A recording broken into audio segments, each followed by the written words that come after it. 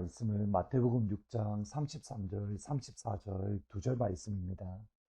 그런즉 너희는 먼저 그의 나라와 그의 의를 구하라. 그리하면 이 모든 것을 너희에게 더하시리라. 그러므로 내일 일을 위하여 염려하지 말라. 내일 일은 내일이 염려할 것이요 한날의 괴로움은 그날로 족하니라. 인터넷에서 읽었던 글입니다. 영국의 작가 G. 엘리엇은 사람들은 5가지 감옥에 갇혀서 이 땅을 살아간다. 그렇게 말을 합니다. 첫 번째 감옥은 이기적인 자기 사랑, 자기 욕심의 감옥. 두 번째는 근심이라는 감옥. 세 번째는 과거에 생각하는, 그러니까 과거에 갇혀 살아가는 과거의 감옥. 네 번째는 남의 것이 더 좋아 보이는, 그러니까 다른 사람의 떡이 커 보이는 선망의 감옥. 마지막 5번째 감옥은 증오, 미움의 감옥이다라고 말을 합니다. 그러니까 사람의 삶은 자기 사랑의 감옥, 근심의 감옥, 선망의 감옥, 과거의 감옥, 마지막으로 미움의 감옥. 여기에 갇혀서 살아간다. 이 5가지가 우리의 삶에 참 많은 교훈들을 던져줍니다. 그 가운데에 근심 또는 염려의 감옥과 관련되어서 재미난 글을 읽었습니다. 모르고 사는 즐거움이라는 책에서 젤린스키라는 사람은 걱정에 대해서 이렇게 말을 합니다. 걱정의 40%, 우리가 하는 걱정 가운데에 40%는 실제로 일어나지 않는다라고 말을 합니다. 걱정하는 것 중에 40%는 일어나지 않는다. 그리고 우리가 하는 걱정, 염려 가운데에 30%는 이미 과거에 일어났던 일, 과거의 일에 대해서 우리가 걱정하고 염려한다.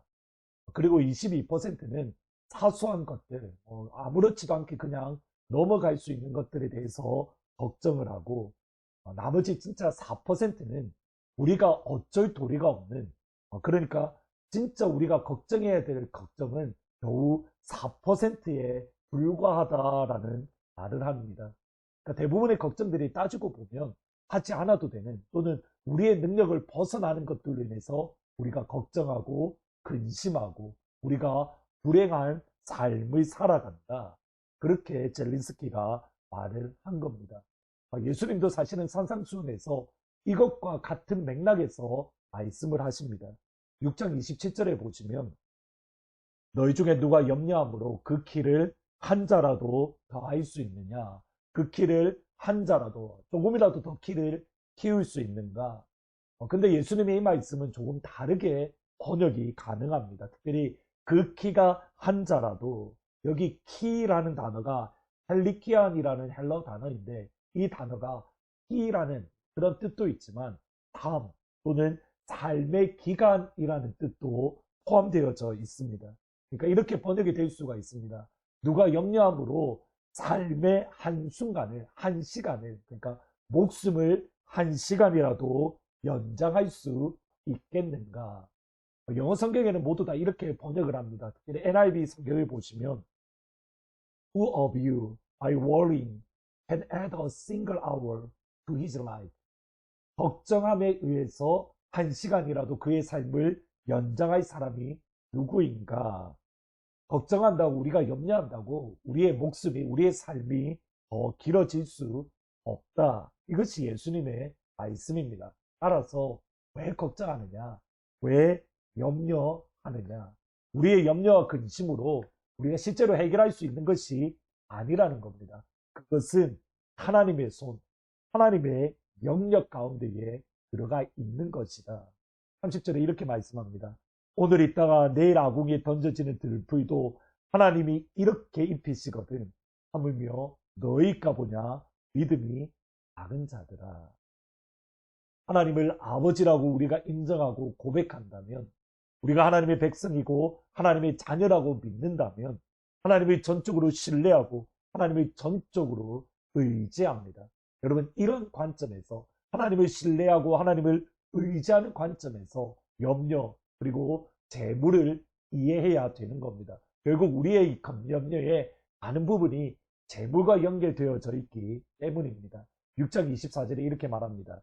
한 사람이 두 주인을 섬기지 못할 것이니 혹 이를 미워하고 저를 사랑하거나 혹 이를 중히 여기고 저를 경히 여김이라. 너희가 하나님과 재물을 겸하여 섬기지 못한다. 이 말씀을 이해하기 위해서는 유대인의 사고를 조금 이해하실 필요가 있습니다. 유대인들의 개념에 의하면 A를 B보다 더 좋아하거나 사랑하면 A를 사랑하고 B를 미워하고 증오한다라고 말을 합니다. 그러니까 A를 더 사랑하고 B를 미워한다면, B를 조금 덜 사랑한다면 A는 사랑하고 덜 사랑하는 것을 미워한다. 똑같은 개념으로 말라기에 내가 야곱은 사랑하고 에서는 미워했다는 말씀을 이해해야 됩니다. 그러니까 하나님의 진짜 말씀은 에서를 더 사랑하고 야곱을 덜 사랑했다는 것이지, 에서를 미워하고 증오했다, 그 뜻이 아닙니다. 우선권의 문제입니다. 그러니까 재물을 우선하든지 아니면 하나님을 우선하든지 그 차이인 겁니다. 그러니까 재물이 필요 없다가 아니라 하나님이 우선인가 재물이 우선인가. 근데 이게 쉽지가 않습니다. 여기서 재물이라는 것은 맘몬이라는 헬라어로 신의 이름, 그러니까 우상의 이름입니다. 돈이 하나의 신이 되고 돈이 하나의 종교가 되어서 우리를 구속하고 우리를 굴복시키고 우리를 노예로 삼는 것. 돈의 노예가 된 상태를 예수님은 빛으로 설명을 합니다. 22절 23절에 보시면 눈은 몸의 등불이니 그러므로 내 눈이 성하면 온몸이 밝을 것이요 눈이 나쁘면 온몸이 어두울 것이니 그러므로 내게 있는 빛이 어두우면 그 어두움이 얼마나 더하겠느냐. 돈은 결국 우리의 눈을 어둡게 만듭니다. 돈은 우리의 눈을 가립니다. 그러므로 바른 결정을 하지 못하게 가로막습니다.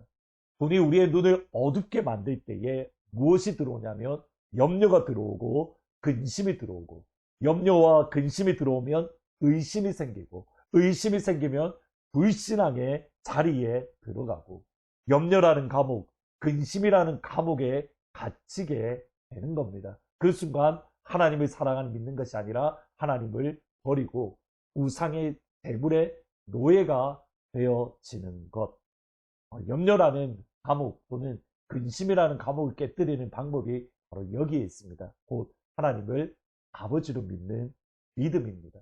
아버지이신 하나님을 얼마나 신뢰하는가, 의지하는가. 여러분, 이것이 돈이라는, 나아가서 염려와 근심을 깨뜨리는 하나님의 방법입니다. 우리가 가지고 있는 염려를 깨뜨리는 방법, 하나님을 아버지로 고백하는 것. 우리가 얽매고 있는 돈이라는, 재물이라는 그 우상을 깨뜨리는 하나님의 방법, 하나님을 아버지로 고백하는 것. 이스라엘이 출애굽한 이후에 40년 동안 지나왔던 곳이 광야, 사막입니다. 광야와 사막은 결코 시시한 것이 아닙니다. 정말 힘들고 어려운 좁은 길입니다. 어느 정도 힘든 길이냐면 하나님의 사람이라고 말하는 모세조차 이렇게 말합니다. 신명기 1장 19절에 보시면 우리 하나님 여호와께서 우리에게 명령하신 대로 우리가 호렙산에 떠나 너희가 보았던 그 크고 두려운 광야를 지나 아모리 족속의 산지길로 가데스 바네아에 이른 때에, 너희가 보았던 크고 두려운 광야. 누가 하는 말입니까? 모세가 하는 말입니다.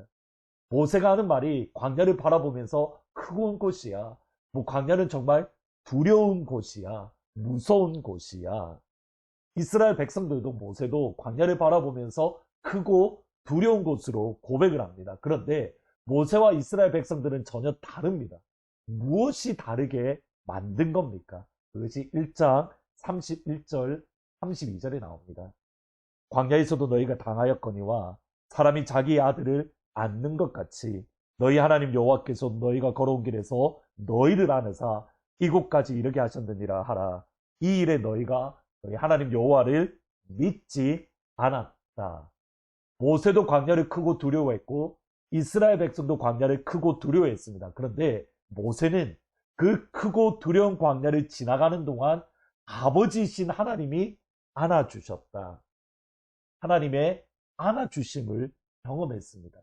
근데 이스라엘 백성들은 광야를 지나는 동안, 크고 두려운 광야 동안 하나님의 안아주심, 아버지 되신 하나님을 믿지 않았고, 그것 때문에 이스라엘 백성은 불평하고, 그것 때문에 이스라엘 백성은 원망하고, 그 불평과 원망으로 하나님을 믿지 않았고 하나님의 심판을 받았습니다.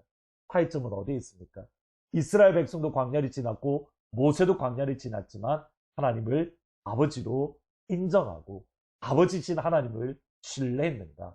아버지신 하나님을 경험했는가? 오늘 기도 제목은 여기에 있습니다. 크고 두려운 광야입니다. 우리가 살아가는 곳이 크고 두려운 광야입니다. 하는 것이 정말 쉽지 않습니다. 어렸을 때에 저희 할머니와 아버지가 종종 하셨던 말씀이 있습니다. 남의 돈 버는 것이 쉽지 않다. 직장 생활을 하시거나 또는 사업을 하시는 분들이 공통적으로 하는 말이 이걸 겁니다. 남의 돈 버는 것 쉽지 않다. 그 크고 두려운 광야를 지나는 가운데에서 하나님의 아버지 되심을 인정하고 하나님의 아버지 되심을 경험하고 아버지의 안아주심을 충만하게 경험하는 그런 귀한 하루가 될 수 있기를 주님의 이름으로 소원합니다. 베드로전서 4장 7절 말씀, 너희 염려를 다 주께 맡기라. 그가 너희를 돌보시리라. 아멘. 기도하십니다. 하나님, 결코 우리가 이 땅을 살아가는 길이 쉬운 길이 아닌 것을 저희들이 인정하고 고백을 합니다. 하나님의 사람이 모세조차도 광야를 크고 두렵다라고 하는데 하나님, 그 땅을 살아가는 저희들이 정말 이 땅을 살아가는 것이 쉽지가 않습니다. 그러기에 아버지 앞에 고백합니다. 하나님의 아버지 되심을 경험하기를 원합니다. 아버지의 안아주심을 우리가 체험하게 하여 주옵소서. 하나님의 아버지 되심을 고백을 하고 그 아버지 손을 붙들고 크고 두려운 광야를 한 걸음씩 한 걸음씩 걸어갈 수 있도록 아버지 인도하여 주옵소서. 오늘 하루도 아버지의 안아주심을 그 따스한 아버지의 품에 안겨서 오늘 하루를 살아갈 수 있는 우리 하느님 가족들이 될 수 있도록 하늘 아버지 인도하여 주옵소서. 예수님의 이름으로 기도합니다. 아멘. 하나님의 안아주심, 아버지 되신 하나님의 안아주심 안에서 크고 두려운 광야 오늘 하루를 넉넉하게 승리하는 모든 성도님들이 되시기를, 하느님 가족이 되기를 주의 이름으로 축원합니다. 아멘.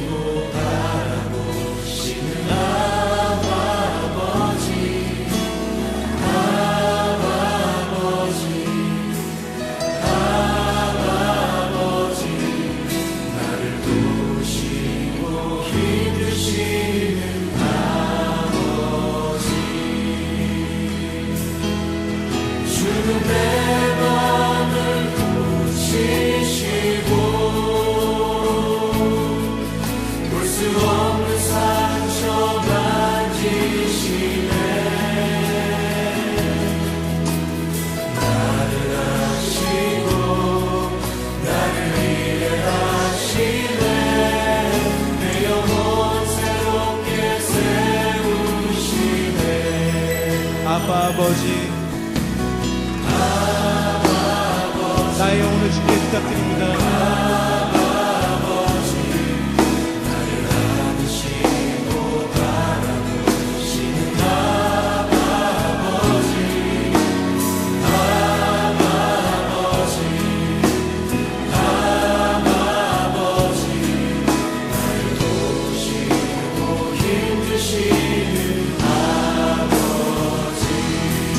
주는 내 맘을 고치시고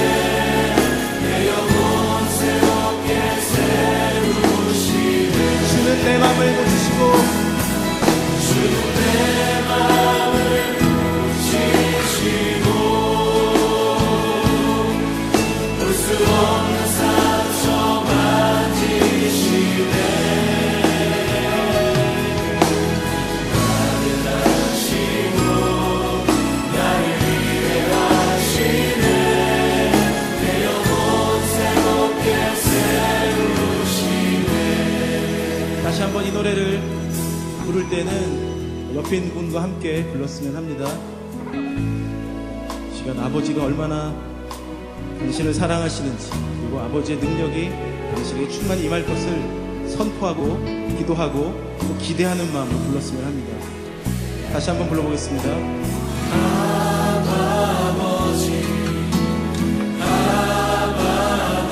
너를 안으시고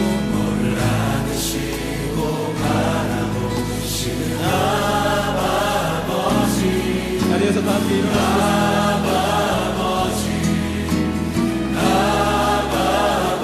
너를 도우시고 힘주시는 아버지, 주는 내 마음을 고치시고 아멘. 볼 수 없는 상처 만지시네. 너를 아시고 너를 이해하시네. 내 영혼 새롭게 세우시네. 믿음으로 주는 내 마음을 고치시고 주는 내 마음을 고치시고 상처 만지시네. 너를 아시고 너를 이해하시네. 내 영혼 새롭게 세우시네. 주는 내 마음을 고치시고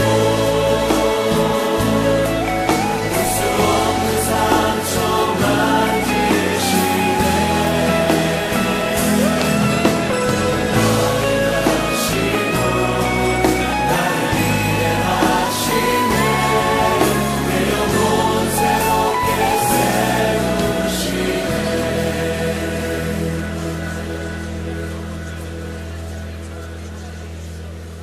영광과 존귀로만 쓰신 우리 주님이 우리의 아빠 되심을 인하여 감사하며 찬양합니다.